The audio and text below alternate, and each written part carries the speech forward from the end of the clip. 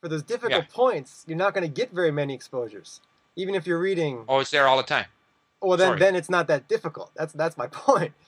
Okay. It is difficult in the sense that it is something it's like articles for Russian speakers when they speak English. It's not that it's difficult to understand that in English we have articles and they don't in Russian. Mhm. What's difficult for the Russian speaker is that he's conditioned to not use articles. It's like the Chinese speaker who's conditioned to make no difference between he and she when they're speaking. But So it's not that it's not that it's rare. You know, if it were rare, it wouldn't matter very much as far as I'm concerned. It's that certain things are so foreign to us, like tones in Chinese, like masculine, feminine in Romance languages, that all the explanation in the world is not going to help us produce them accurately when we need to. for for the use of the articles in English, I would argue that the problem is different on that. I would argue Okay? that the problem for non-native speakers of English is they don't really understand the rules, because they have this idea of like something specific I need something general I need but it's not quite that simple. The rules are much more complicated. And honestly, I think if they took it and outlined it, like I recommend, and had the rules in front of them, and then they saw, let's say, then they put something in, say on link, and they got the Mm-hmm. corrections, and the correction says, oh, this is an article issue. Then they look back at their rules and they say, oh, that's in this rule. I thought it was this rule, and then they gradually begin to figure out how to divide it up. See, I don't agree.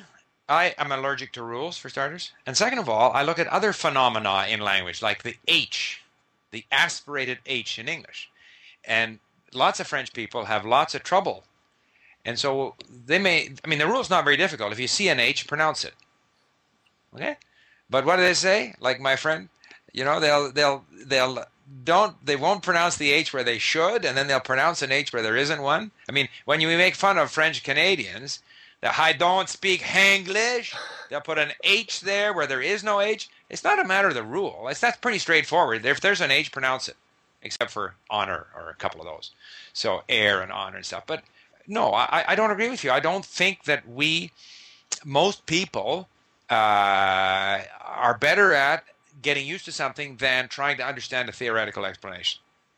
At least I am. And I find a lot of people like that. And the examples I gave you were kind of proof of that. And so the explanations aren't going to help you when you need it. And I don't think there are so many. In fact, some of the rare things are easy. Not rare, but like I mentioned in Russian, the case of, один год, два, три, четыре года, пять лет. So one is nominative, 2, 3, 4 is genitive singular, 5 and more is genitive plural. That's so weird that it's easy. So it's not the obscure things necessarily that cause problems. Well, In my view. that's not really obscure with the numbers from 1 to 5. No, it's not obscure, but it's weird. Oh, weird is different. What I'm saying is that, to get to the native, closer to the native level of accuracy Right. in a language, you've got to understand those things that don't come so commonly. And one of the things that makes a native is that they do. They're able to understand all these things that you don't encounter very often. So let's say you need 20 exposures, and there's something that doesn't come across that often. Exposures. If you need 20 exposures, they need to be within a certain amount of time of each other as well. If they're very spread out, and you're on the forgetting curve, and you go all the way down to 0, then that new exposure is just as good as your first exposure because you completely forgot it. So you've got to have these exposures within a certain amount of time of each other in order for them to stick in your memory. So, Okay. Go ahead. so if you don't do that, if you don't do something additional to exposure, I don't think you can get that for these finer points. Okay. My view on that, and then I got to go run to dinner here, is that might be true for words, but I don't think there are so many obscure rules in grammar. I think basically the grammar of any language, and I have such books here, can be reduced to a 50-page book. Okay, with a few examples. Like there's not a lot there. And I'm talking exposure, like listening an hour and a half a day, doing a lot of reading. You're going to come across these structures. And I think that a lot of these somewhat more obscure structures, I mean, they gradually become part of you. And especially, as we do at Link, if I write and I make mistakes, or I speak and I make mistakes, and people will pick them out for me and tell me about them. So, again, I hear what you're saying. It hasn't been my experience. It's obviously been yours. That's great. We've exposed sort of two different approaches. You get your last licks. and then hopefully we'll get a lot of discussion on both your blog and mine.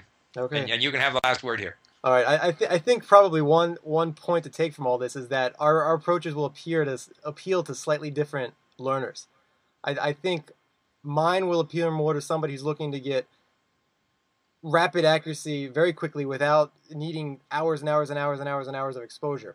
I think yours appears more to somebody who's a little more time, is more quickly eager to get into the exposure without worrying about the rules, and is not worrying about completely understanding everything. Now you see, if now I said I'd give you last licks, and then you said some things about what I think, which I don't agree with. No, I accept the fact that along the way I'm not going to understand everything, but my goal is to understand as much as I can as soon as I can. And to my mind, that depends largely on vocabulary. So I am in a hurry to accumulate words as quickly as I can. And I find that I do that most effectively through a lot of input plus some flashcarding. I am also concerned eventually at being accurate, but I'm prepared to be inaccurate as I get there. And but I accept what you're saying. You think you get there faster doing it your way. I think I get there faster doing it my way. But it's not fair to say that my way, at least it's not my objective to be someone who takes a long time and isn't very accurate. I think my way gets me there faster. And I would think for some people might also get them there faster. But you are saying, no, you get there faster your way. That's fine. But don't tell me that my way is only for people. I could be wrong in my approach, but that's not my objective. Well, I think your way definitely appeals to people who can't sit down and do the outline. The people who don't have the patience for that. That's true. That's true. Yeah. Okay. Well, listen. Thank you very much. We had a couple of interruptions, so I'm going to try and splice these together. I really appreciate it. A good job on your blog. Thank you. Keep it up.